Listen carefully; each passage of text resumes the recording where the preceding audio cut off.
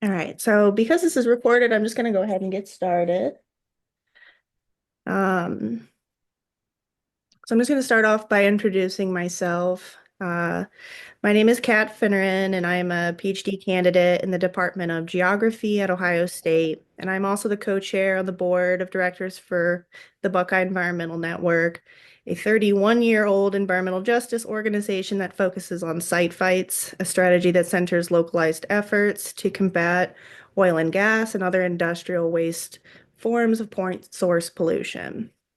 And welcome to this webinar, which is so ominously titled The Heart of a New Military Paradigm, Anduril's AI Drone Warfare, and a Worsening Nuclear Waste Catastrophe, with our two esteemed hosts, Jason Salley, investigative journalist with the Ohio Atomic Press, and Terry Lodge, a movement lawyer with Veterans for Peace. But first, I just want to acknowledge that this webinar really was catalyzed by the increased interest in both Anduril and the Portsmouth Gaseous Diffusion Plant, or simply PORTS, after a similar presentation was brought to the 2025 Ohio No New Bonds Conference about a month ago. The No New Bonds effort in Ohio is a grassroots statewide movement which advocates for divestment from Israeli bonds in order to reclaim public resources, prioritize local community needs, and most importantly, to bolster efforts that bring us closer to the full and uncompromising liberation of Palestine and her people. People that are now more than 600 days into one of the most brutal waves of Israeli military aggression across what is almost a century's worth of occupation and ethnic cleansing. Critically, Gazans are currently more than 3 months into a near total food and medical blockade, facing malnutrition, and what the UN Office for the Coordination of Humanitarian Affairs has called, quote, catastrophic hunger and forced starvation. Thus, this webinar is organized in solidarity with both Palestine, as well as those here in Ohio who live, labor, and breathe alongside these industries of last resort, these assembly lines of hazardous waste and warfare. Along with the Buckeye Environmental Network, this webinar was organized in coalition with Ohio Atomic Press, American Muslims for Palestine, both the Columbus and Cleveland chapters, the Ohio Nuclear Free Network, Veterans for Peace, and the Ohio Divest Coalition. So thank you so much for signing up and giving up part of your Tuesday evening to learn a little bit more about this really catastrophic weapons manufacturing hub called Arsenal One, proposed for just south of Columbus, Ohio at Rickenbacker Airport. Its owner, Anduril Industries, a name which is, yes, unfortunately, a Lord of the Rings reference, is one of the largest investments in Ohio's the development in investments in Ohio's history. And with that, I will give it up to Jason Salley. Well, thank you so much, Kat, and I want to thank everybody for being here today. Hopefully, you're able to hear me okay. I'm trying my best with the tech and the Zoom that we have going on right now. But this subject is very, very important. Um, there's a lot of stuff happening behind the scenes in the United States military. And right now, we are witnessing basically the privatization of the U.S. military to Silicon Valley.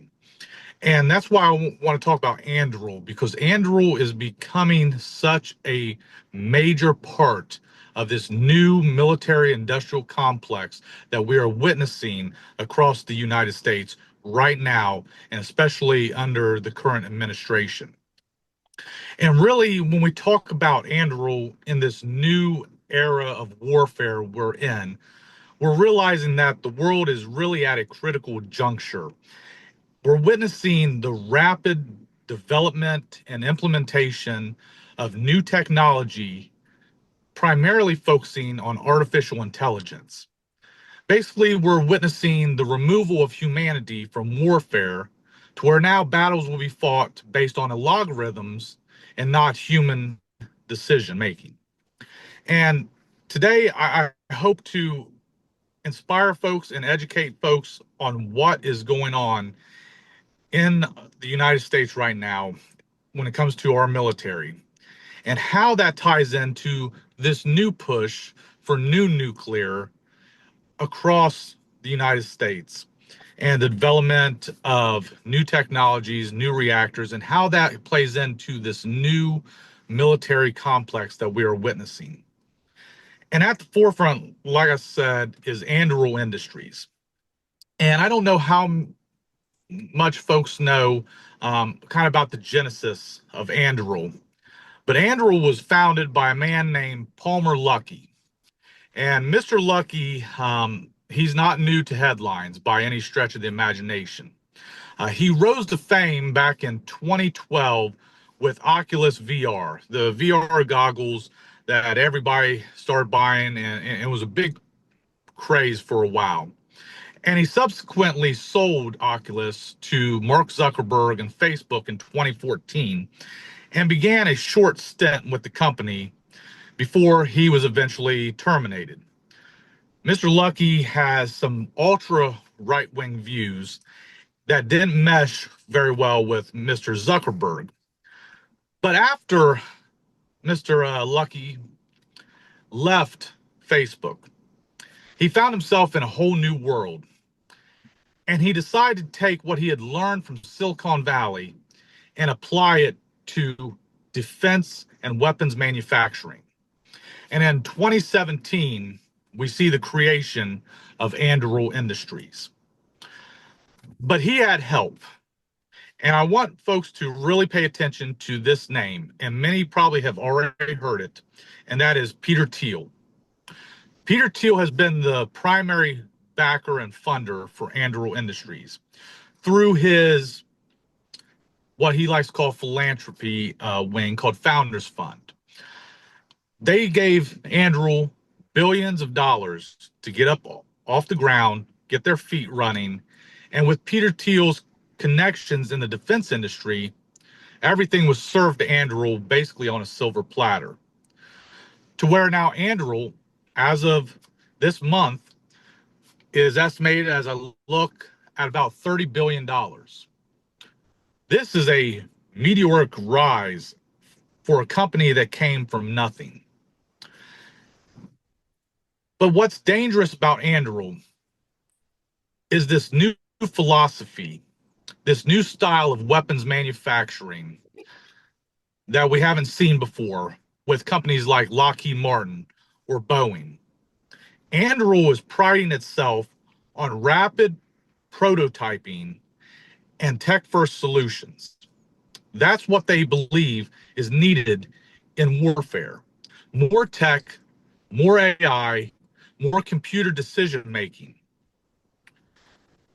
And that's kind of been the philosophy for Silicon Valley ever since Peter Thiel and others started getting their feet wet in the defense industry. But with Anduril and Peter Thiel's influence, they managed to garner serious political connections, such as our current president, Donald Trump. Palmer Luckey is an avid Donald Trump supporter. He fundraised for him, and he liked to call himself and say that he was on the high tech for Trump train. He says he's been a Trump supporter longer than anybody else. Well, good for him. And he's playing those connections to get major defense contracts. And that kind of sets the stage for where Anduril is going and why we now find this company in Ohio. But before we start talking about their plans to build this drone facility, this Arsenal 1, just south of Rickenbacker in Pickaway County, I really want folks to understand what Anduril is producing and how serious these AI weapons are and the support systems that they utilize for this drone warfare, this AI drone warfare. One important thing, which is the key to everything Anduril does, is a system called Lattice. Now, if you don't get anything else from this entire webinar, please write down the name Lattice. And I will describe it the best way I can and what I've described it to others. If you've ever watched the movie Terminator and you remember the name Skynet, I say it kind of jokingly, but they are building the real life version of that. Basically, Lattice is a central AI powered command and control platform that can utilize sensors, satellites, radar, drones, and brings all this data together into this central computer system. Anduril likes to say that it will give the user a God's eye view of the battlefield or a border. And speaking of border, that's where we're finding Lattice being used right now, is on the United States' southern border. U.S. Central Command utilizes Lattice as part of their Desert Guardian 1.0 program, where they use these sensors, these sentry towers, all along the southern border to track migrants. And the scary thing about this new techno surveillance on steroids is it can be developed for civilian use. That means under Lattice, closed circuit TVs can then be turned into surveillance on you and me. This is the scary part about AI technology and what Anduril is producing, because it can easily be flipped and utilized against citizens for advanced surveillance, a police state, so to speak, like we've never seen before. And Lattice is Anduril's key to everything. The system is based on logarithms and advanced AI technology, removing human elements from the battlefield equation or strategic decision making on the battlefield. Now, Anduril likes to say that at the end of the loop, there is still a human being making life and death decisions. But as we are rapidly advancing this new technology, it's easy to say that these systems will eventually be run autonomously to where somebody a million miles away can type in a target, tell a drone, go find this person and eliminate them. That's what we have today. And that's what Anduril, among many other products, are building. One I want to focus on, particularly of their products outside of Lattice, is their Fury drone. I'm sure folks may have seen their little video of this all black, very sleek looking fighter jet looking drone in the middle of this hangar. Anduril made this whole production about these Fury drones. Well, these drones are what they're planning on making in Ohio. They are smaller than your standard fighter jets, but they're able to move at the same speeds. They can fly up to Mach 1, they can pull 9Gs, and they can also be armed with various size payloads.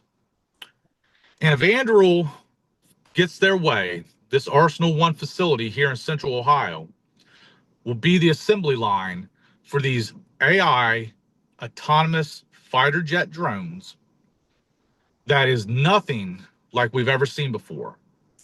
They are more advanced than the current Predator drones. They're very sleek, and they want to mass produce these compared to the more traditional models where it takes an extended period of time to get production rolling to get these new weapons out and on the runway. But Anduril is fast tracking everything because right now they have the money, the influence, and the political connections to basically monopolize this new defense sector that's emerging, this new AI defense. But with all these new types of drones and everything, Anduril is also making cruise missiles. So these are not benign drones. These are tools of war. And now they're also adding in cruise missiles. The Barracuda class is what they're called. I'm looking at my notes. And they range anywhere from 40-pound payloads up to 100-pound payloads. These cruise missiles can be mounted to the bottom of these Fury drones and sent into active combat zones. In fact, many of Anduril's products right now are being used on the battlefield. The Ukrainian government ordered a whole fleet of their kamikaze ghost drones. So when you turn on the news and you see a lot of these drone attacks that are happening in Russia, and they're saying they're coming from Ukraine, there's a high likelihood these are Anduril products being used currently in real time on the battlefield. And they want to mass produce these new weapons of war right here in the state of Ohio, making Ohio the new center of this AI-powered military industrial complex. But the product lines, they're so vast. But one thing that they are pushing for with these drones is not only to build them cheaper, build them faster in production terms, but they also want to make delivery of them faster. And when I say delivery, Anduril is also looking into hypersonic missile production. They already bought a company to produce hypersonic rocket propulsion. And their goal is to use that on their cruise missile lines, on these fighter jets, these new Fury drones. Basically, bringing us into a new arms race. Ever since Russia showed off one of their hypersonic ballistic missiles, the U.S. said, oh, they can't be the only ones. We want everything we do to be hypersonic. We want to be the fastest, the biggest, the strongest on the block. And they believe that places and companies like Anduril will help them achieve this. And that brings me back to what's going on in Central Ohio. Earlier this year, I broke the story.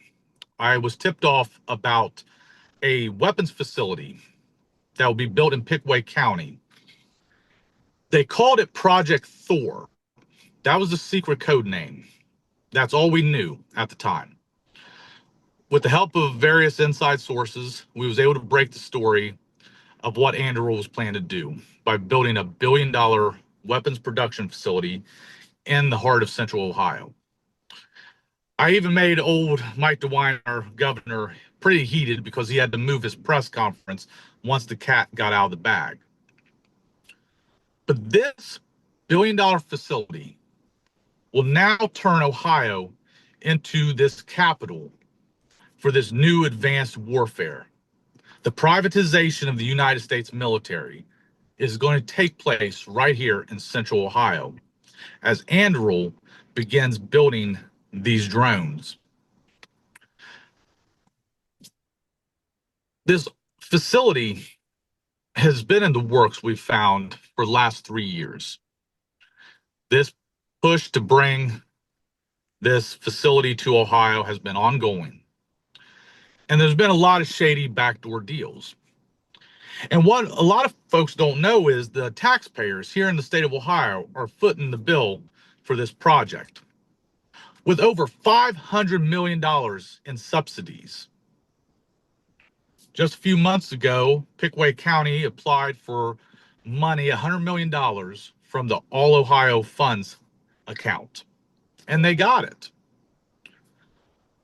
Because no one looked on their application to see that they are claiming parcels of land that they don't own, that haven't even been rezoned for industrial use. Everything about the project here in Central Ohio has been built on backdoor deals and lies. And the people of Pickaway County have been fighting back with the zoning issues. Because as of right now, this facility still may not be built.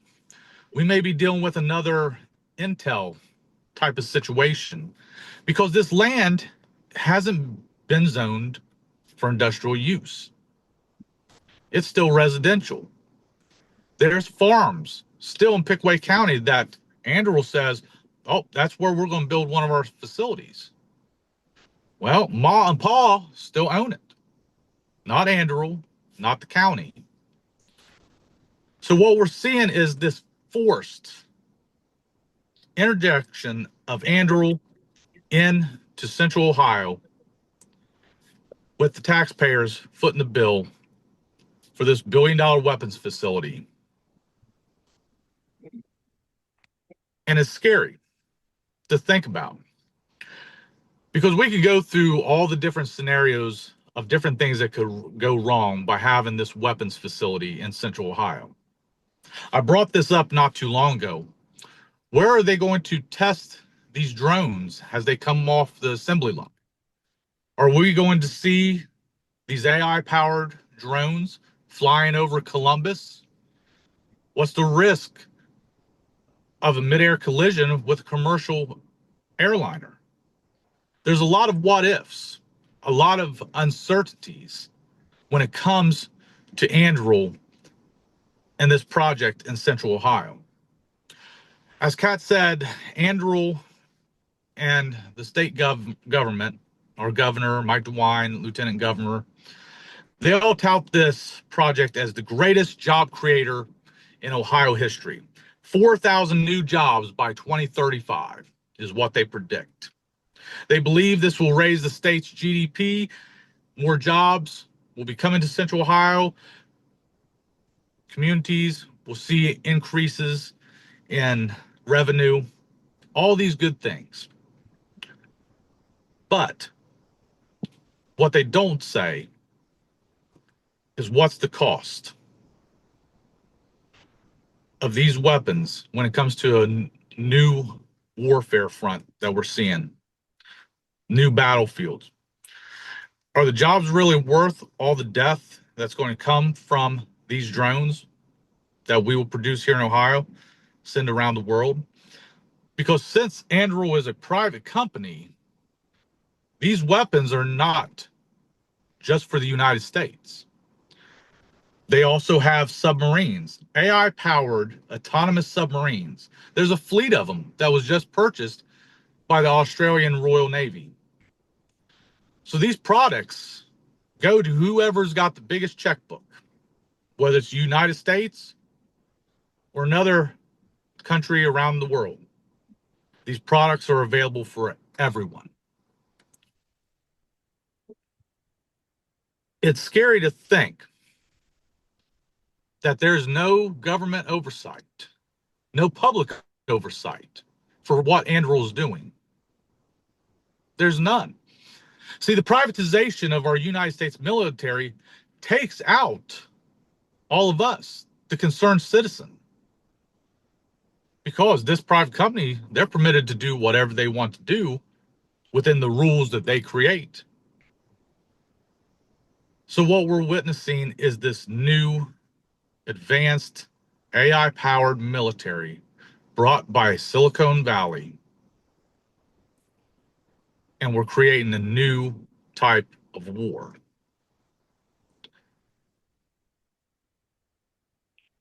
But that's not all. We're just talking about Anduril.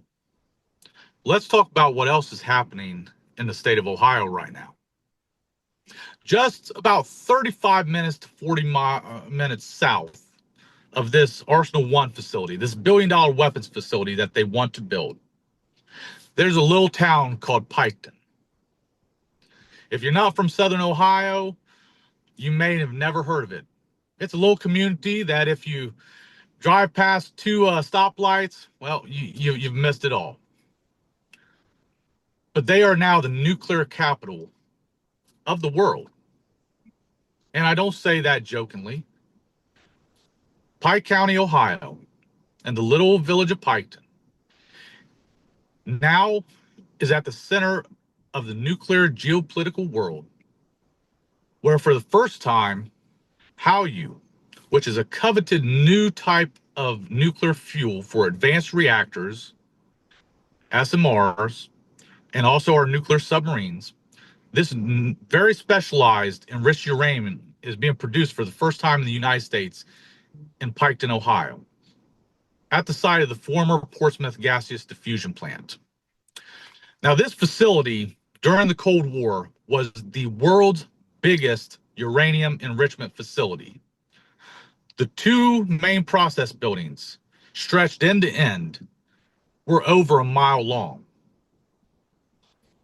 This was a massive nuclear complex that's going through decommissioning, decontamination, and demolition. But from its ashes, we're seeing a company called Centris rise. Centris is the only company in the United States licensed to produce high assay, low enriched uranium for these advanced reactors for our nuclear submarines. Currently, they're running just about a dozen centrifuges, but they are on the verge and have already begun the building of more to bring full commercial uranium enrichment back to Southern Ohio. We're witnessing the 1950s all over again with the push for nuclear energy, the push for new advanced weapons. It's like we're in the Twilight Zone. But if Centris gets what they want, full commercial uranium enrichment, the question must be asked. This facility wants enriched uranium for nuclear weapons all the way up until the mid-90s. What will stop them from enriching once again to weapons grade material, sending this material to Anduril to be armed into new, smaller nuclear warheads that could be fastened to these cruise missiles or loaded onto these Fury drones? Are we witnessing a complete new pipeline for this military industrial complex in Ohio, to where you have nuclear material in Pike County, new advanced AI weapons at Rickenbacker and Pickaway County, all within driving distance of Wright Patterson Air Force Base in Dayton? Who, thanks to Kat, showed me this. The lab over there for the Air Force just signed a memorandum of understanding with Governor Mike DeWine to basically open the door for now state funding for these experimental projects at Wright Patterson Air Force Base. We are witnessing a new military industrial hub right here in Ohio. Remember what the old Ohio saying was: we're the heart of it all. And that's what we're finding. That's what we're seeing again. Ohio being at the forefront, front and center of this new nuclear age and this new AI industrial weapon age. It's scary to see that the sci-fi things that we had seen on TV are now becoming reality. Mr. Luckey, Palmer Luckey, he likes to talk about cartoons and these sci-fi movies, and he takes his ideas from them, and with the amount of money he has, he turns them into reality. That's what we are witnessing right now. Is sci-fi become reality? But the difference is, this is not TV. These aren't movies. This is real life. And these autonomous weapons will be used to kill people, many of which, of course, will be innocent bystanders. Collateral damage, as many like to call. Because when you remove that human element, you tell the computer to go and kill.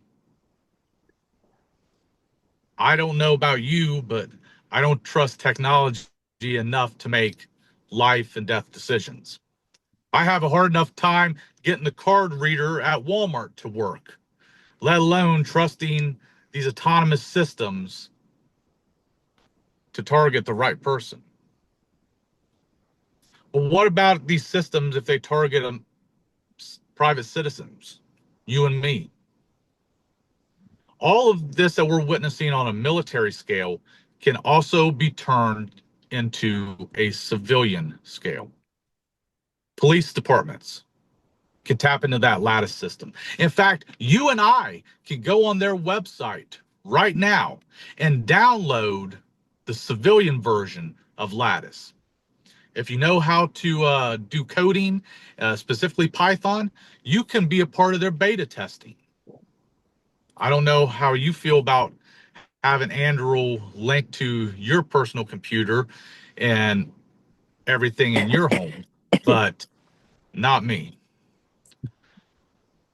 But this is heavy duty stuff we're seeing. And the more I've researched, the more I have found, the more disturbing it is. But let's talk real quick about the Golden Dome. President Trump's plan to create the American version of Israel's Iron Dome. Well, right now, we're already seeing part of that through Lattice, to where all of our military, all of our sensors, our satellites, excuse me, can all be linked to this centralized system. Anduril is going to play a major part in this Golden Dome and whatever it becomes. Right now, one of Anduril's executives was appointed as undersecretary to the United States Army. So we have Anduril integrated already into this administration, deeply rooted into our military. And soon we're going to find them deeply rooted into our very lives. And it's scary. Excuse me. With all this that's happening in Ohio, they want to have you only focus on job creation. But they don't want to take into the account, for one, the environmental toll of building a weapons facility, let alone what's going on in Piketon. Piketon alone has had 70 years of radioactive contamination from the former gaseous diffusion plant, to where Pike County, Ohio has the highest cancer rate in the entire state. You have found plutonium in schools. In 2019, Zons Corner Middle School in Pike County, Ohio was shut down because radioactive isotopes were found inside. Neptunium, americium, plutonium, nasty elements found in a school. Excuse me. A school where teachers, staff, and children have contracted rare cancers and died. In fact, one little girl was best friends with my niece, and she attended Zons Corner Middle School. By the time she got to the 8th grade, she found out that she had a rare form of leukemia. And within about a year of fighting that battle, she sadly passed away.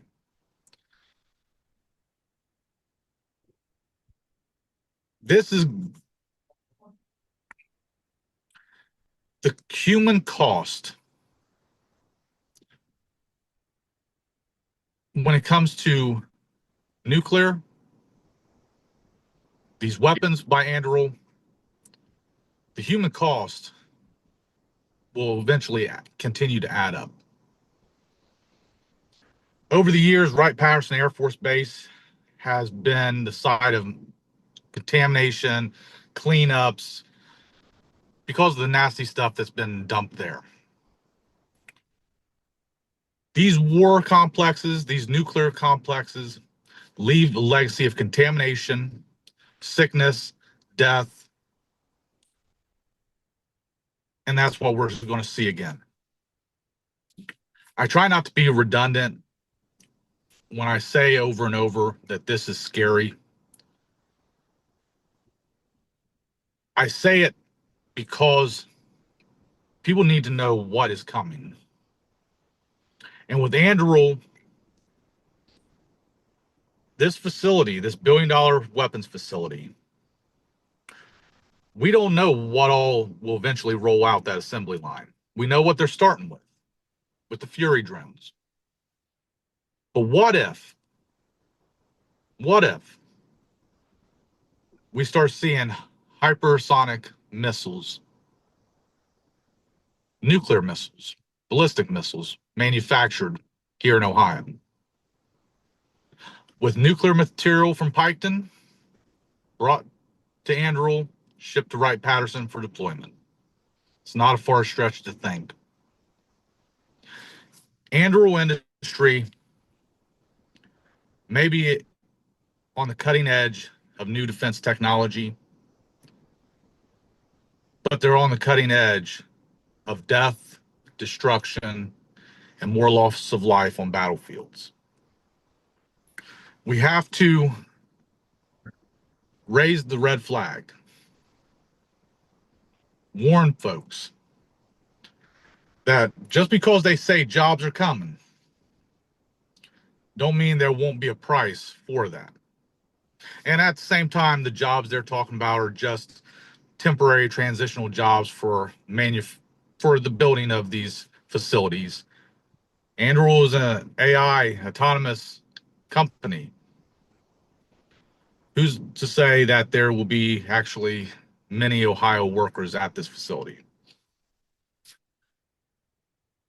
We have a lot at stake right now.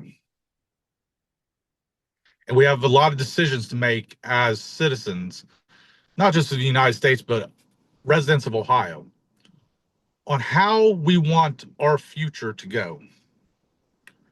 What do we want to see 20 years from now in the state of Ohio? Do we want to see Ohio become the nuclear defense capital of this country?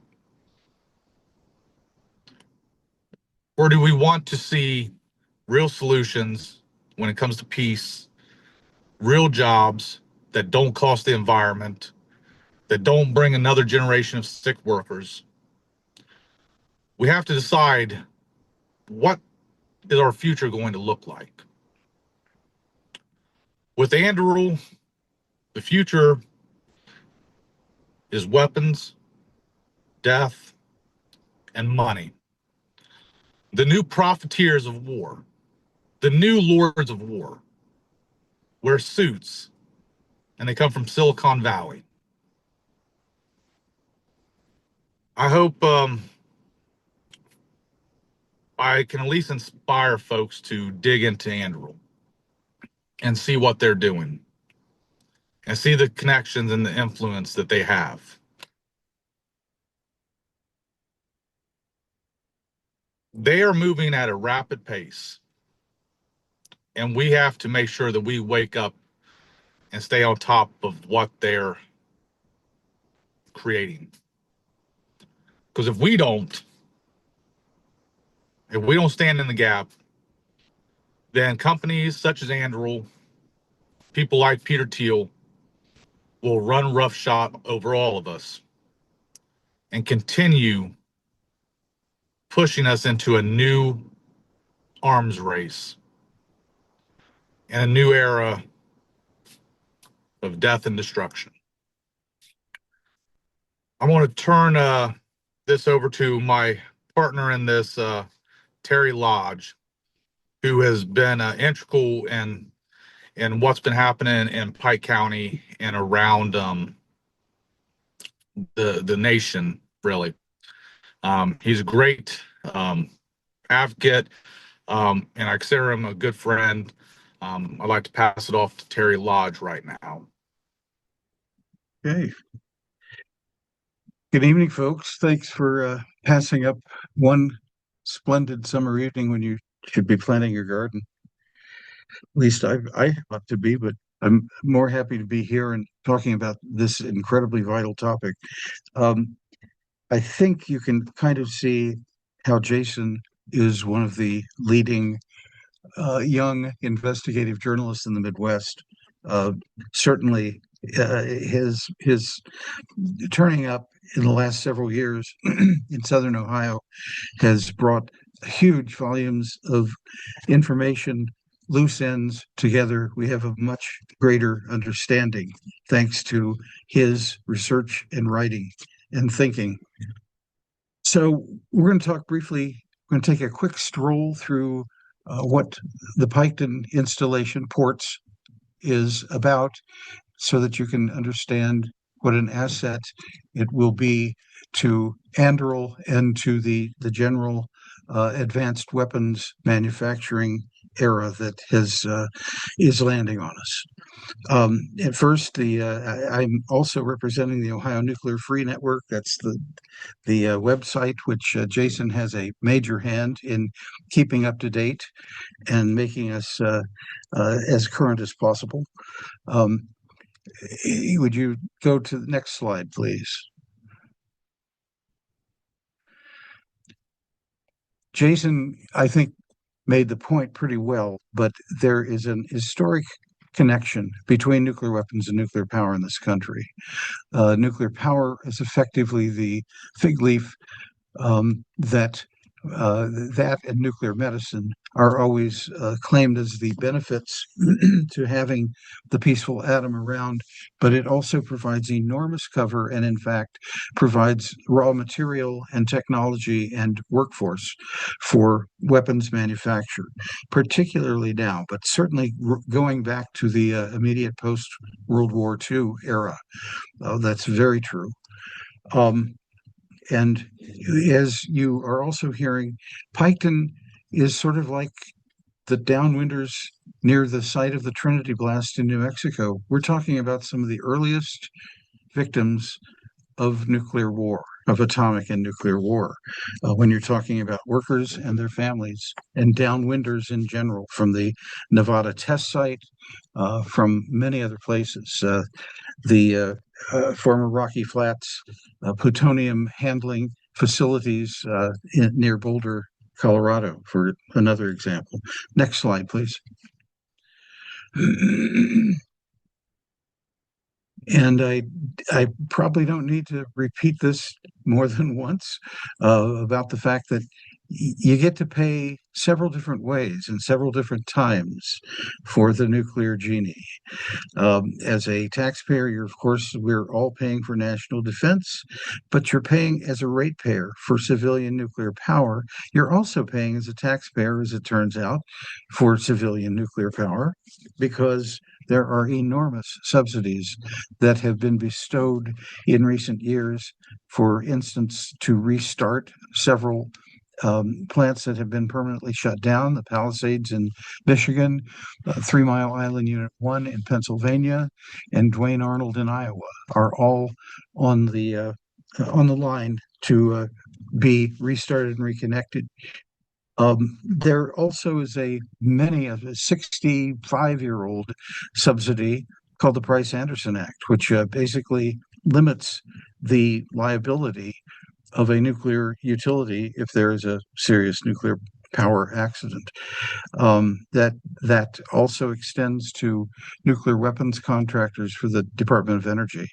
So it's a subsidy in that no private insurance companies are willing to provide coverage for severe catastrophic accidents involving the peaceful or warrior atom. Next slide, please. So at ports, Jason had mentioned Centrus and HALEU, high assay, low enriched uranium. It is technically supposed to be enriched to 19.75%.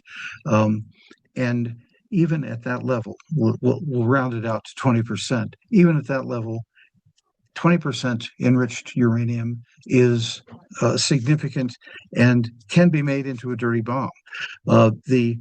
I can't remember if it was Fat Man or Little Boy, the first two nukes that the United States used I believe it was Little Boy, was huge because of the race to develop the bomb. They only were able to enrich it to somewhere in the 10 to 20% range, and had to load it into the bomb and had to drop that bomb. When we talk, incidentally, about enriched, we're talking about the U-235 atom, the percentage of the U-235 atom that is present in a given quantity of uranium. So 20% centrifuge enrichment basically concentrates U-235 in a form that becomes usable. 20% means that 20% of the uranium atoms are U-235. 90% or more is the preferred level of enrichment for nuclear weapons. The reason is, so I just described one of the pioneering nuclear atomic weapons, and nowadays you want the way that it is possible to have multiple warheads on the same, delivered on the same ICBM rocket missile, is that the actual bomb material weighs as little as about 20 pounds. And we'll talk a little bit more about payload. Jason alluded to it when we get back to the topic of Anduril. Also, very significantly and very little known at Piketon is, for many years actually, there's a great deal of waste material from the years that uranium was being enriched for use in nuclear power plants and nuclear weapons, dating back to the 50s, 60s, 70s, 80s, 90s. That material is largely comprised of depleted uranium, and it has a lot of other radioactive isotopes blended in, not deliberately, and it is being purified. Depleted uranium is extremely heavy. It is extremely hard as a metallic substance, and it is used, among other things, for 30 or 35 years. It's been used as armor for tanks. Literally makes a lot of explosives, bullets, other tank shells bounce off, or at least not do very much harm. It's also used. Depleted uranium is used to tip artillery shells, particularly for tanks, machine gun bullets. It's extremely penetrating and bursts into flame when it passes through metallic or other hard surfaces. It's depleted uranium it also leaves, of course, a great deal of radiation in the vicinity of where the bullets pass through. So what is happening at ports is that there is a new line, in addition to 3 depleted uranium purification lines. There's a kind of a super purifier that is designed to remove as much of the radioactive isotopes besides depleted uranium from the DU in order for this material to be used as the concentrating, the explosion maximizing features of thermonuclear bombs. Also, because of its structural strength, it will. There's a problem when you're working with missiles that are flying thousands of miles an hour, and particularly if it's a gravity bomb, which is intended to dig 20 or 30 yards into the earth and then explode to destroy, say, an underground nuclear facility in Iran. So the idea is to harden the nuclear weapon using depleted uranium to make the shell, to make the container, if you will, of the various chemicals and the various, I should say, the metals that go into creating the explosion. And just momentarily, the United States does not have a very large, less than catastrophic thermonuclear arsenal. But the U.S. does have at least 250 of what are called B-61, 11, 12, and 13 gravity bombs, 100 or more of which are deployed in 6 air bases across Europe for use. The recent generations are smart and can be guided, even though they are gravity bombs. And they are capable of, they're called dial-a-nukes because they can be configured to create an explosion as small as about 3/10 of the Hiroshima weapon and up to about 15 times the Hiroshima bomb, thanks to depleted uranium. So next slide, please.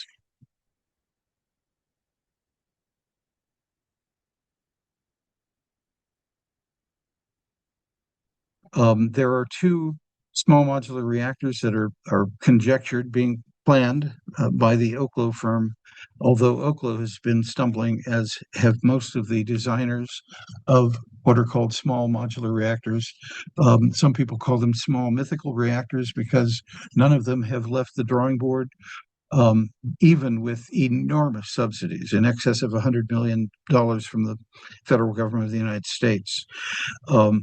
Anyway, Oklo was an early one to have unsuccessfully and surprisingly have its initial license application denied. Also, there's going to be or at least there's conjectured, there's planned some combination of producing hydrogen from fracked gas at ports and also by somehow aligning it with nearby carbon capture caverns that are being discussed and possibly used. As the slide mentions, hydrogen is used at ports in the DU purification facility. And that, of course, will continue to generate a great deal of carbon dioxide. Next slide.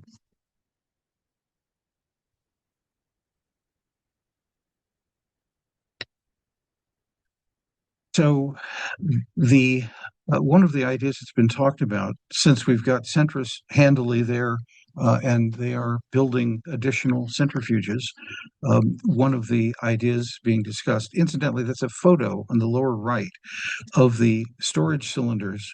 I think these might be at Paducah or possibly at Piketon. 20,000 cylinders on site. Those all contain depleted uranium. So there's years and years of depleted uranium production. You can see with the close-up photo, a lot of them are severely rusted. They've been sitting out in the elements for decades, and some of them are known to be leaking or very, very near leaking because of their corrosion and rust problem, which is a real pleasant thought. Anyway, fuel fabrication is one of the thoughts that has been bandied about, which would put enriched uranium into usable fuel for Oklo and other types of reactors. Not all of the next generation reactors are planned to use high assay, low enriched uranium. Some of them will use less enriched uranium. And so the idea is that Centris might become a kind of a customer-oriented facility. Also, reprocessing, where one of the methods of selling the idea of getting the Ohio state government to buy very heavily into development of next generation nuclear power plants was to say that all of the radioactive waste presently stored at Davis-Besse and the Perry nuclear plant east of Cleveland could be, and in fact, some people were advocating that it not be allowed to leave the state, but instead be carted to Piketon, to the ports facility, so that it could be chemically reclaimed in a very dangerous and dirty process that actually ends up producing higher volumes of radioactive waste than you start with. As it says on the slide, West Valley, New York, back in the 70s, operated for several years and was intended to be a means of reprocessing. It was a disaster, and we are tens of millions of dollars as a taxpayer supported federal government decades into trying to engineer a cleanup at West Valley. Next slide.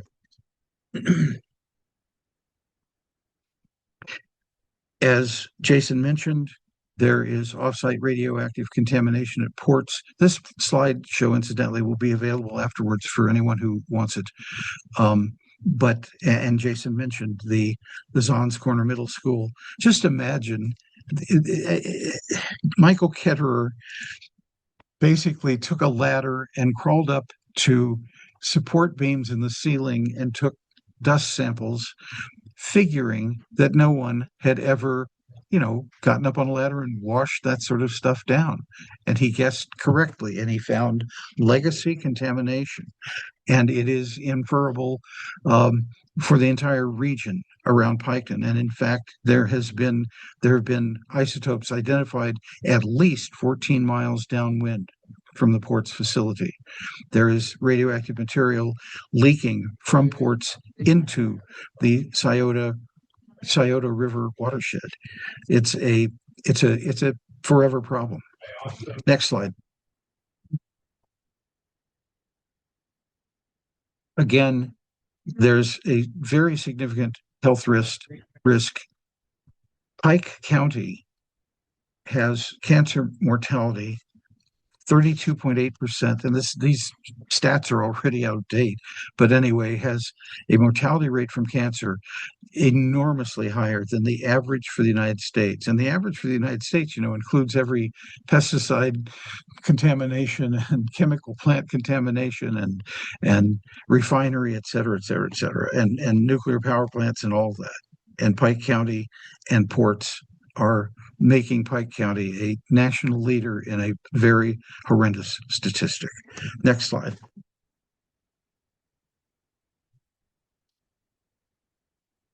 This is an interesting survey from a town hall that was convened by WKRC reporter, Local 12 in Cincy, Dwayne Pullman, in April. You want to roll it, please? Who in this room is battling cancer right now? Please stand.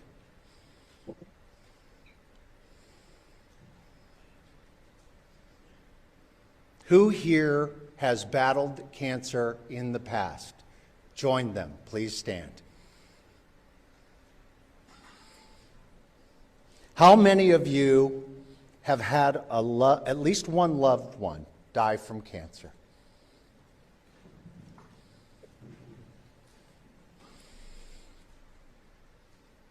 How many of you have had a loved one, friend, neighbor, or someone you know with cancer? Please stand.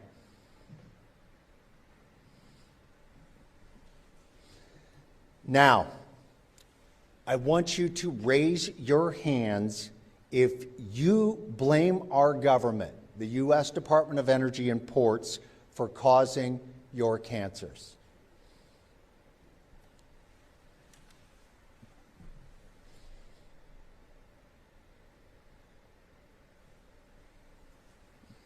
That's exactly why we're holding this town hall. You can go ahead and take a seat. Thank you. Hey, Who in this room is battling cancer right now? Okay, no mention of Ohio as the nuclear robotic of it all. No mention would be complete without a Columbus-based headquarters of Battelle Memorial Institute, which was actually founded, I believe, in 1929. And Battelle manages 6 nuclear weapons laboratories, but not ports, for reasons that I'm not sure I understand. In any event, the DOE pays Battelle to manage the IEL laboratory in Idaho, and a number of other labs across the country that are heavily engaged in nuclear weapons production.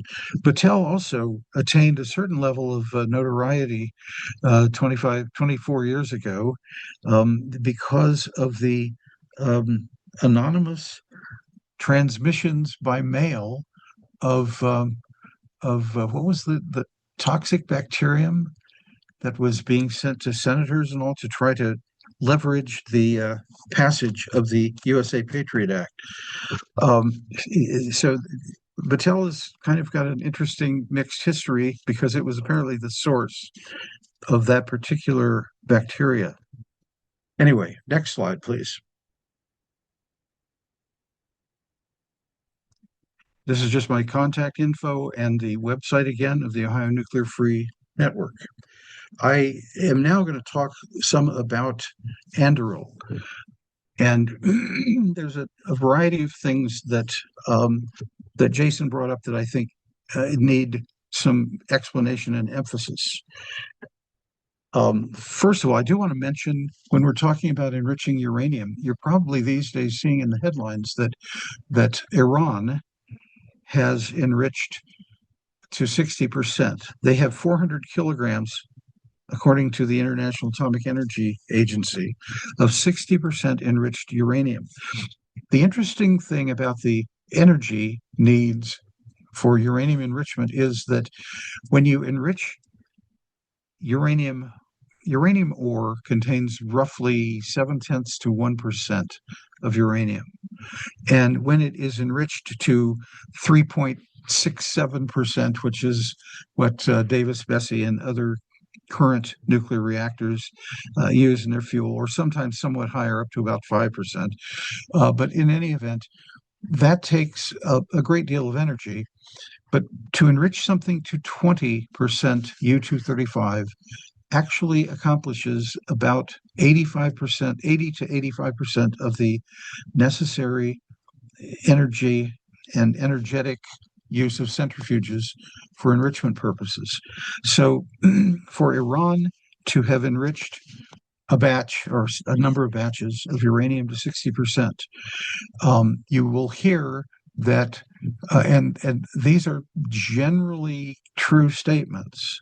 You will hear that they would only need to enrich for a week or so to get above the 90% enriched level and thus be able to have the smallest possible nuclear weapons packages. That is very true.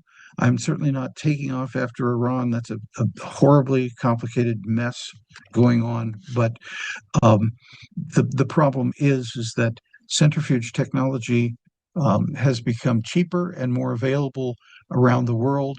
And talking about building hundreds globally of small modular reactors, many of which will generate nuclear waste, which will be desirable to someone who wants to develop some tin pot dictator of a small, poor country who wants to have a supply of enriched uranium and plutonium for purposes of bomb production. It's going to become easier and easier and cheaper and cheaper. And now, when we're talking about Anduril, part of their business model, which is groundbreaking and certainly goes against the grain superficially of military industrial complex, is they want to build thousands of drones, and let's just call them robotics. They want to build autonomous robotic missiles, planes, drones, in other words. And they're also building submarine and torpedo types of autonomous weapons. They're pretty full spectrum, but the Palmer Luckey's big idea is to use as much off-the-shelf technology as possible, making the actual construction very simple. He keeps bragging, he and his PR flacks keep bragging about using the normal wrenches and stuff that you would find in a typical garage. So the idea is to have the ability to generate hundreds and hundreds every month of drones that can be used in warfare. The big sea change that is happening right now is that we're probably in the last generation of human piloted jet planes bombing. The notion of bombing at 30,000 feet, the notion of antiseptic warfare has become a very disgustingly Western and particularly American habit. But it's now on steroids. The idea is that in the near term, and we're talking by 2030, the idea is to develop drone fleets such that an F-35 jet plane pilot, a human pilot, will take off with dozens, if not even hundreds, of drones that are all basically controlled and maintained in their flight patterns and instructions by AI. And that effectively one human pilot would be able to attack and destroy enormous amounts of ground defenses, population centers, what have you, farmland, because they would simply give an order for 5 or 6 drones to peel off and do such and such. And the idea is to give ultimately, as much discretion to the robots as they need to accomplish a destructive errand. That is indeed frightening, and it is something that is showing up as problematic. There are people who are more than philosophers who are asking, isn't it possible that at some point artificial intelligence might decide that human beings are kind of redundant and useless and actually destroy us? And a couple of years ago, there was a technology fair in Britain, I believe, or maybe France, where they were doing computer simulations of AI and conducting a drone battle. And one of the drones apparently turned on the side that it was representing and tried to attack its own creator, if you will. So Franken missile is certainly here, and it's scary.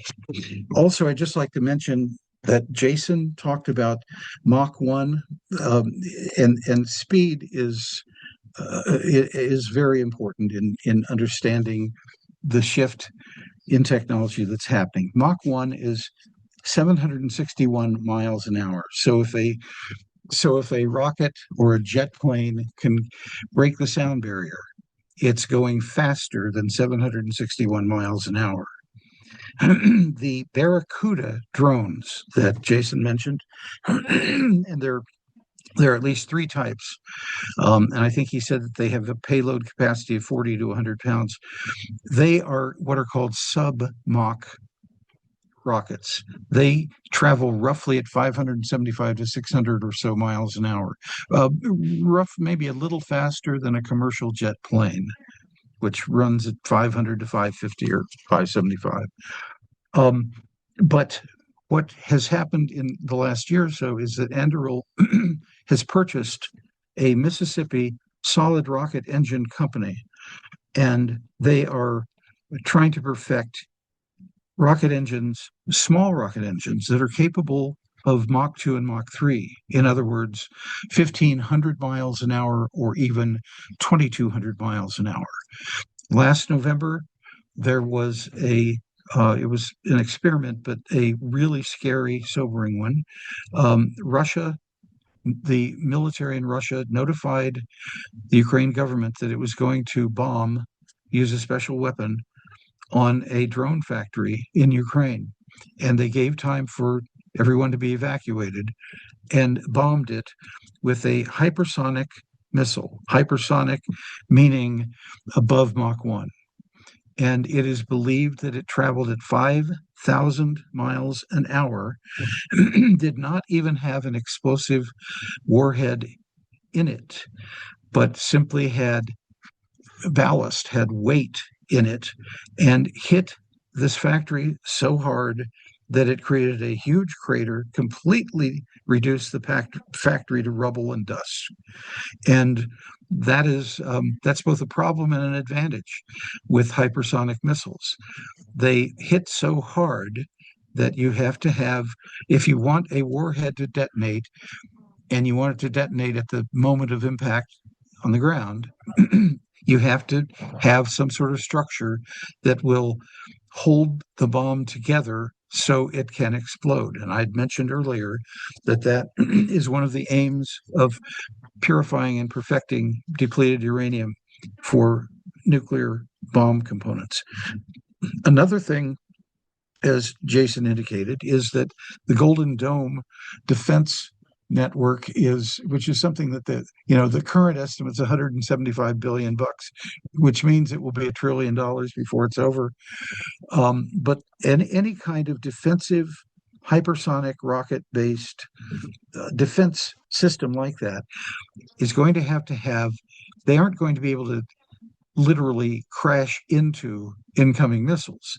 They will have to have the ability to come close enough that they can blow up in midair, and by blowing up in midair, destroy the incoming rocket. That, of course, is the principle even for the Iron Dome in Israel. But because of the incredible increased speed of hypersonic missiles, you're talking about probably having to use nuclear weapons. Anduril has been providing drones to the Ukraine military for at least a year and a half that I've been able to identify. They've provided at least hundreds. They probably have been used in the recent high-intensity attacks on Russian installations, including the surprise attack on Sunday.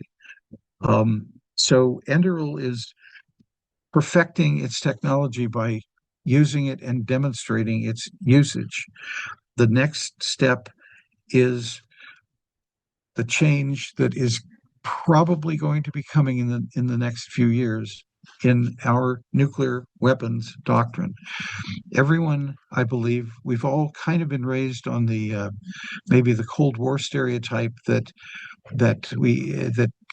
Russia and the United States and China and other countries, a few, including Israel, India, Pakistan, North Korea, France, Britain, that the 9 nuclear weapons states have intercontinental ballistic missile delivery capabilities.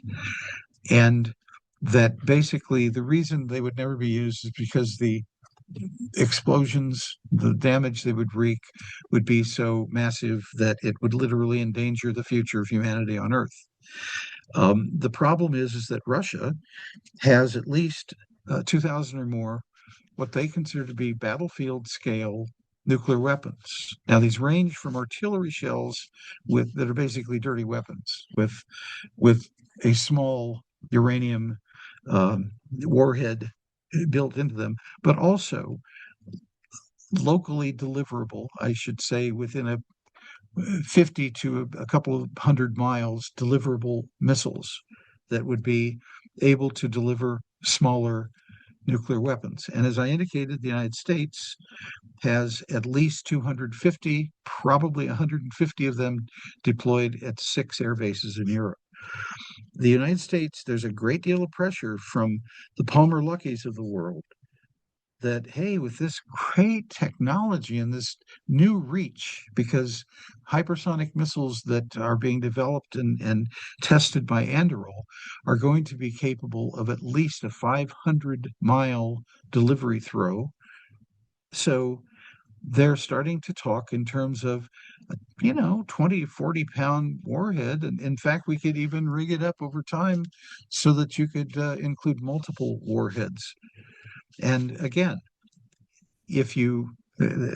people should understand that the Hiroshima bomb detonated 1,000 feet above Japan.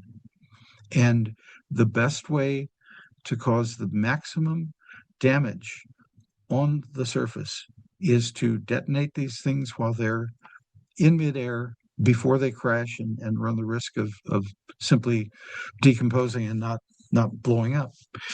So what we're seeing in this technological change is pilotless weapons, which are being condemned. The Israelis are using ground robots in urban urban massacre in Gaza, where the robots actually are given a great deal of discretion to go in and attack in a certain area, attack anyone that they encounter. And so we're talking about drones that are also being used for assassination purposes, obviously. But you're talking in larger and larger terms about being able to take out very significant, huge targets with nuclear weapons that are so-called limited nuclear weapons or small or theater or battlefield grade, but they are in most incarnations, they are more devastating than the largest TNT bombs. So this is where things stand. This is why Jason was saying repeatedly that we have some heavy duty decisions to make. What's going to happen in the coming years, and I'm in the very near years before 2030, is an enormous change in direction that will make warfare more convenient, less harmful to Americans, and much more devastating. And the problem is, one of the many problems is that means that the competition is going to go crazy. There's planetary arms racing going on, has been going on since the 40s. But it's going to accelerate, and the problem is the cheaper and more available the technology gets, the more widespread we can expect to see these capabilities. So we're heading for a warhead planet. I am devastated by it as I contemplate and read and try to stay as current as possible with the changes that are happening. But things are pretty much going out of control.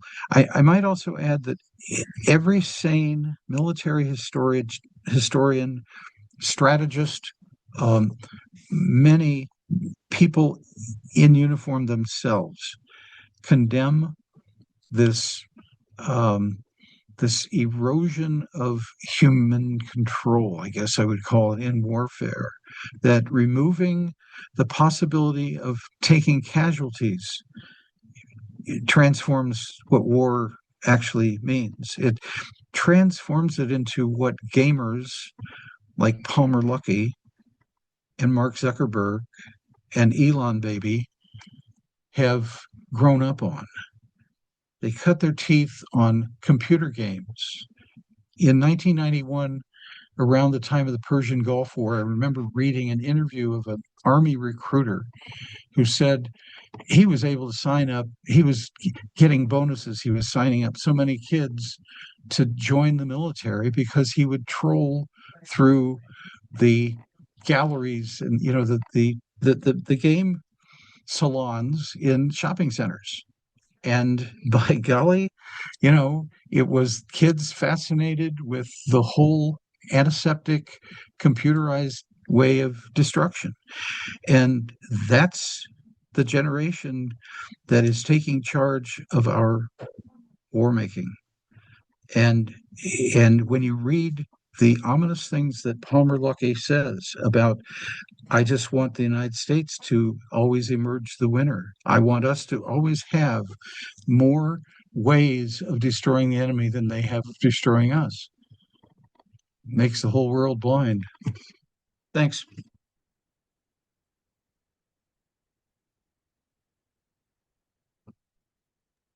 All right. So thank you so much, Terry and Jason. I know that was an hour and 21 minutes of a lot of Sorry. dark and depressing. No, it's okay. Dark and depressing stuff. Um, but I wanted to switch to questions. Somebody's got to explain it.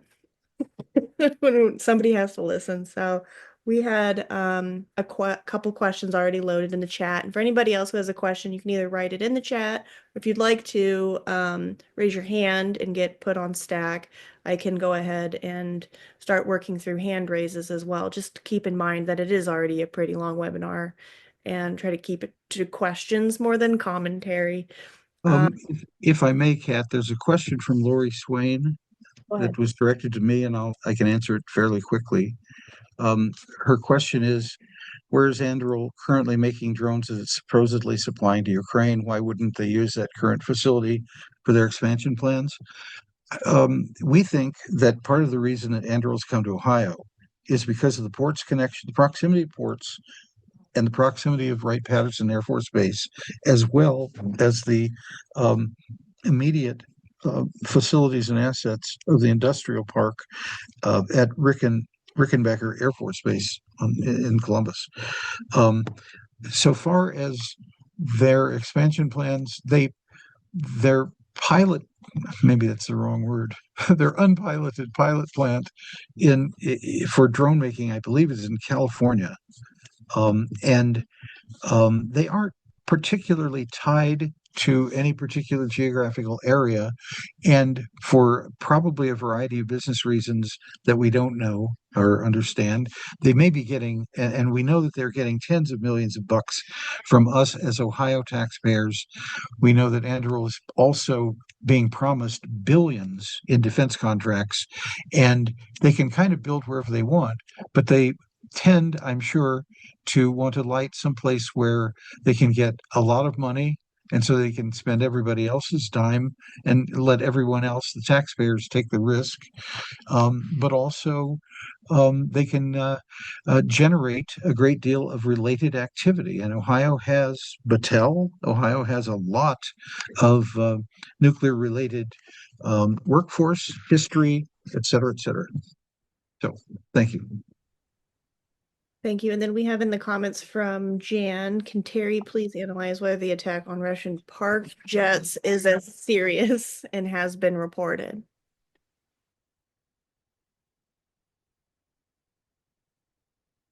Where is that question? Oh, I see. Oh, um, the from what I'm reading, the actual damage was done to about 8 or 9 different jets, and which is serious. But more than anything, it looks like it's an embarrassment to Russia. The claims that 41 or more jets were destroyed, according to satellite photos that I've seen just in the media, suggest that there's, as I say, fewer than 10 actually destroyed.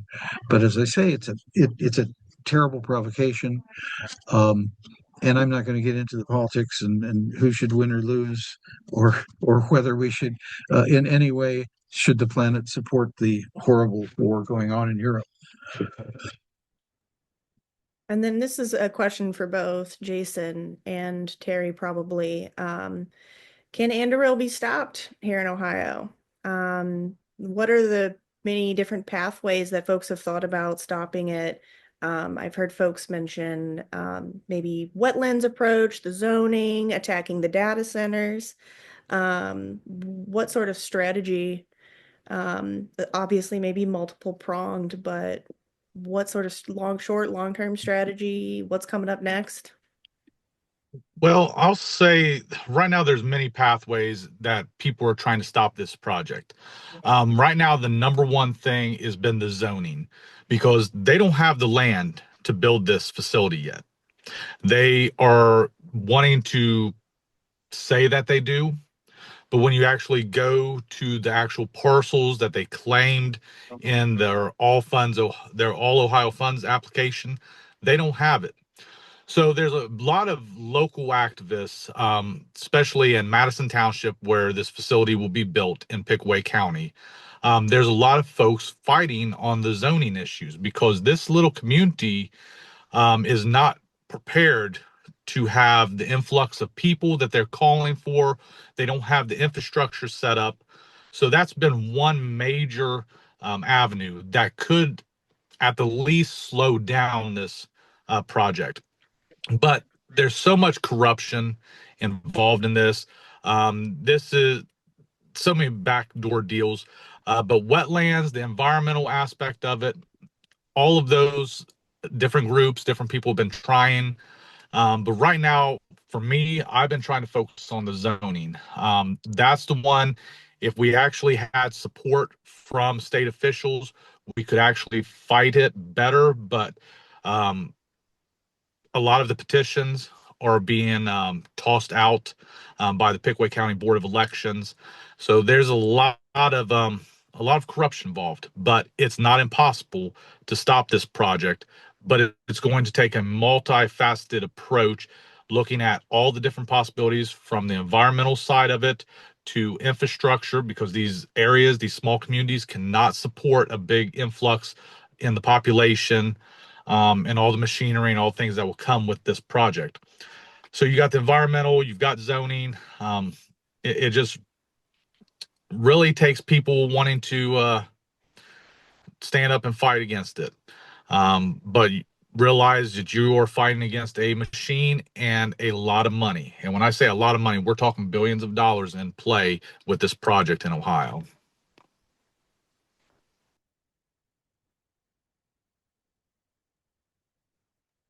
All right, I believe the next question here is from Lori Swain again. Are you saying that this fourth line in the deconversion facility at Piketon is actually functioning now, or is it projected but not functioning yet?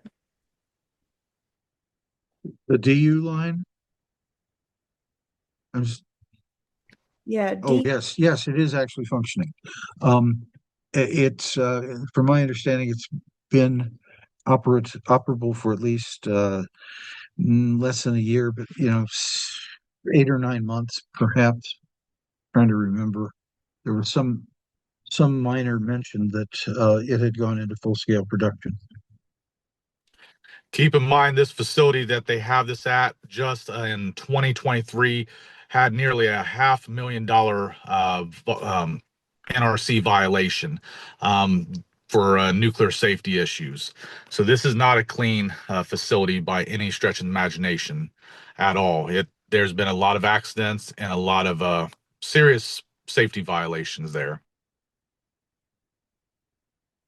And there are ongoing attempts to add civilian victims, not just former workers, to the RECA, the Radioactive Compensation Act, Radiation Victims Compensation Act. I can't recall what RECA expressly stands for. But this is always a problem because, of course, no one suffers, no one dies. A friend of mine has commented repeatedly that what's interesting about working at ports is that they have great benefits. They, of course, pay significantly more than the average payroll for southeastern Ohio, Appalachian region. But you have to think in terms of the fact that you may not live to see your pension. And there are disproportionate numbers of people who are proof of that. And then I see as a notification on my end that somebody has their hand raised, but I can't for the life of me see who that person is. If your hand is raised, will you go ahead and ask your question? Yes, one very quick question pertaining to transparency regarding Anduril. Have we been able to locate any blueprints or original site drawings for the drone factory? Yes, there's actually building prints online for what they have. Basically, it's a warehouse. It was pre-built. They didn't have anybody to put in there to lease it to yet. So this current facility, it's a large warehouse, but the blueprints are on there. In fact, you can even Google Rickenbacker development. Let me figure out how to say it. Rickenbacker Business Development District online, and you'll see some of the parcels of property where there are already existing buildings. But we're not getting anything integral on how they're going to have the assembly lines or how the actual building is going to be set up, where they're going to store this or that. We don't have that information yet, but we've got general ideas of the current buildings they want to utilize, but not so much for the new builds that they're planning. Yeah, I was wondering, of course, there will be above grade or above ground complex being built, though what I think goes unlooked at because we can't personally see it is the below grade or the subterranean or underground complex that more than likely will be built and will be state of the art. So, thank you. And then I wonder if anybody wanted to speak. I see Terry, you responded to Ms. On in the comments about recent investments. Dayton Russ School of Engineering, Siemens Intel, Boeing, etc. Yes, also just like to add on to that, curious about the big NATO event that was just there. Obviously it was 30 years since the Dayton Accords, but curious if you guys have any thoughts about the timing of that with Anduril and everything going on. Me personally, I don't believe in coincidence at all. I believe this is all planned and designed the same way we saw the memorandum of understanding with DeWine and the Air Force Research Laboratory at Wright Pat. I believe we're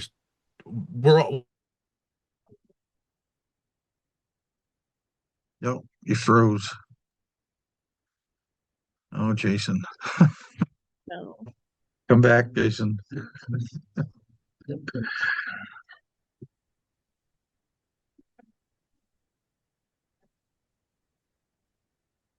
I think we lost him.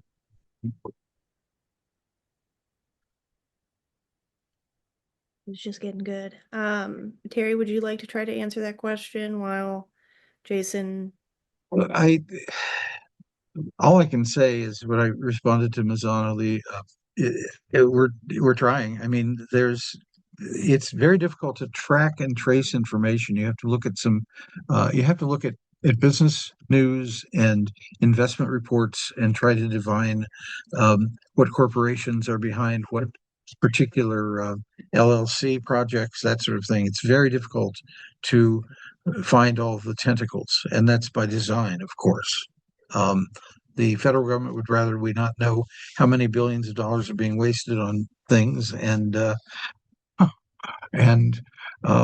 and there's a great deal of money to be made in doing it in the shadows, doing whatever they're doing in the shadows. So it's ill understood.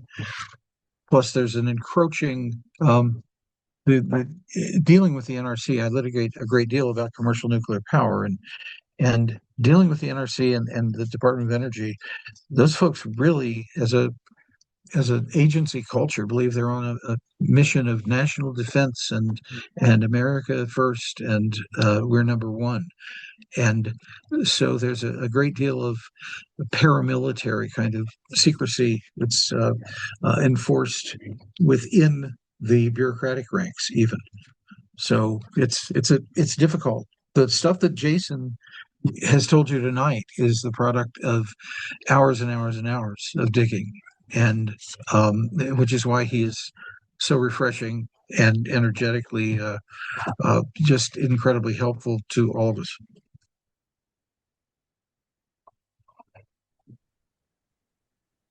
And then we have, can Piketon still create a community benefits agreement that makes things very hard for Anduril? Well, uh, the problem with community benefits agreements is that they are voluntarily entered into. And so Anduril is not going to, Anduril and its sponsors at the Department of Defense and Department of Energy are not going to make deals. I mean, just trying to pry information out about the past mass contamination of the ports area, getting that out of DOE is hard enough. They're in steep denial that anyone gets sick or dies in a cause and effect relationship to the presence of a national sacrifice area that's heavily contaminated. So, community benefits agreement is a negotiated contract, and they aren't going to agree to anything that they don't want to or feel is necessary to benefit them. And again, as Jason pointed out, I mean, this is all about the jobs, and don't look at all that killing your children sort of problem. Don't look at the fact that a high percentage of people don't make it to retirement age after working there for even a minimal period of time. Terry, I wanted to ask, you brought in the fact that some of the greenwashing around the ports facility is really wrapped up in the hydrogen and carbon capture and storage. And For those who do or do not know, carbon capture storage legislation is currently running through the Ohio State Legislature. This is like injecting just a whole bunch of pressurized captured carbon from polluting industries into the already Swiss cheesed and hollowed out Ohio earth. But I am curious. One of the things I've been wondering is like I'm usually in oil and gas where you don't have so much DoD lack of transparency, but I'm curious how the lack of transparency around the government military contracts will start to seep into the hydrogen project Mhm. or the carbon capture project. Is like when does the military contract here start and stop? And when does it start to kind of seep into all the other development projects going on in that area? Um, yeah. That's a hell of a question. Um, I would I would say this that um, Centrus would probably be contracting with some entity for the CCS, and um, just as a matter of business practice, they would maintain as much confidentiality of their contract arrangements, payment terms, uh, even geological information, that sort of thing. Your question's a good one because it provides yet another excuse for the public to not understand the genuine dangers. One of the problems of carbon capture and storage is that it will destroy already damaged geology. You're talking about using underground mine sites, underground caverns, um, hollowed out areas that formerly were filled with mineral or such as gas and oil and shale. And so it's a crapshoot. It's a gamble as to how secure the geology will remain over time. You're talking about pumping uh, huge quantities of carbon dioxide air into the land under great pressure and expecting it to basically stay in a static environment that won't change and will not release the carbon dioxide, will not crack, will not force its way up through the crust somewhere else nearby. This is a problem that has long existed in oil well development when there's too much penetration of the oil field or the shale layer or that sort of thing that ultimately, because there's such pressure being exerted and with injection wells, with all kinds of toxic industrial waste being injected into used fracking wells, it finds its way through the fissures and the cracks. It may not happen immediately, and it may not happen for a period of years, but all of a sudden there will be a huge blow. There will be a release of the pressure, just like from a balloon. So I can see that there will be even more complicated problems because of the very poor regulatory apparatus that the proposed bill it contains. It's again designed to protect the developers, insulate them from liability until it's too late till the corporations are dissolved or it's years later and nobody can effectively prove cause and effect. Thank you, Terry. Yeah, it seems that one of the other reasons that it was cited in Ohio was not just our proximity to coal and gas, but also our like deregulated waste streams across all energy sectors Yeah, in the state. It's not just the catastrophe of nuclear waste, it's also frac waste, hydrogen waste, carbon correct. waste, Correct. the Yes. industries of Oh, last resort and all that. yes. Ohio is a real draw for injection disposal of radioactive fracking waste. There's more than 200 and what, 30 injection wells in Ohio. There's like 10 in Pennsylvania. And I would like to also interject real quick about ports is you have a site that has a history of fractured bedrock underneath this nuclear facility. And all these nasty radioactive elements, all these VOCs, all these chemicals have just been pooling underneath this facility. And you're not very far from the Taze Aquifer. You're literally less than, I believe, 2 miles from this huge freshwater source for this entire region.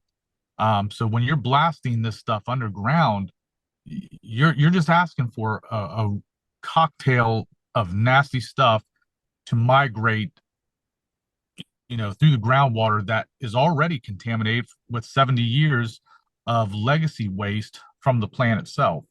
So it's just adding another layer on top of this already rotted onion. Thank you, Jason. I feel like we're getting close to the end here. Does anybody have any final questions they're desperate to ask?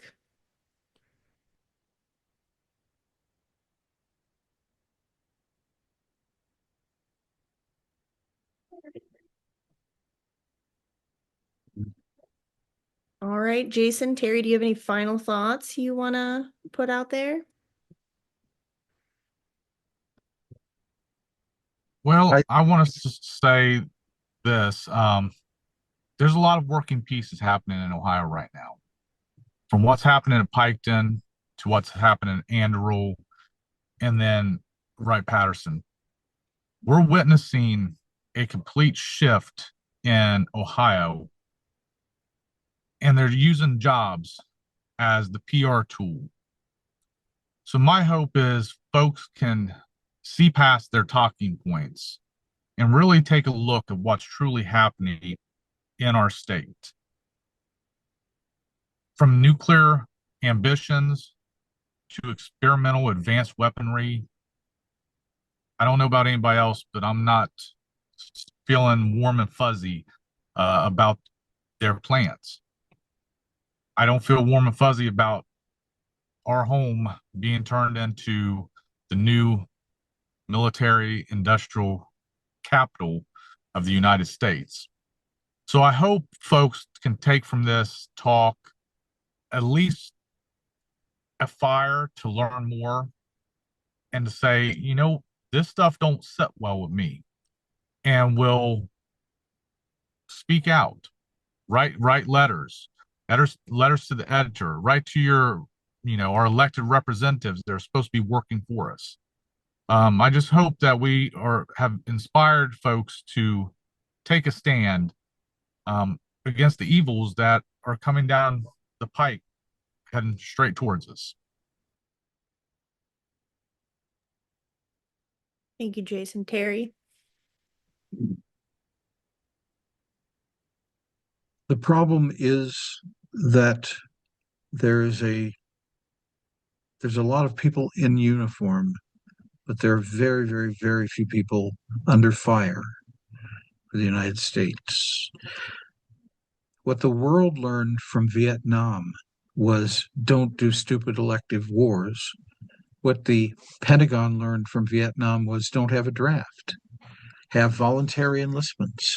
Have all of the loyalty you can possibly muster among your warfighters. But technology is distancing us further and further. Fewer and fewer people are at risk or under fire, and those people tend to be working class kids who don't have other options, just as it's always been. The problem is that everyone has to take an interest now in the fact that we are on the edge of a planet at war on so many more levels and with such devastating toys that are unimaginable in all of history. We're probably not going to be able to stop the development of the Anduril plant. Maybe the finances will, maybe the zoning problems, maybe there are some ways. Jason's right that there are some avenues of attack or trying to slow it down.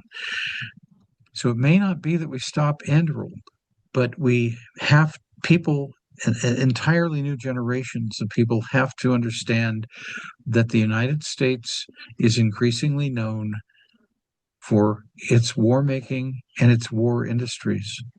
We are not a healthy society, and we are marketing And Palmer Luckey is a great example. We're marketing to the entire planet the means of mass destruction. It'll be cheaper and more accessible than ever in human history. Thank you, folks. All right. Well, I'll wrap up there and I will get this recording out to folks as soon as possible. It's got to be like downloaded, posted to YouTube, all that. And yeah, thanks everybody for coming out. I'll make sure I have Jason and Terry's contact information if anybody has follow-up questions, and I can attach some of the info sheets that the Ohio Nuclear Free Network has put onto this, and yeah, we'll go from there. Thank you. Thanks, guys. Bye. Thank you, everyone, for being here. Yep.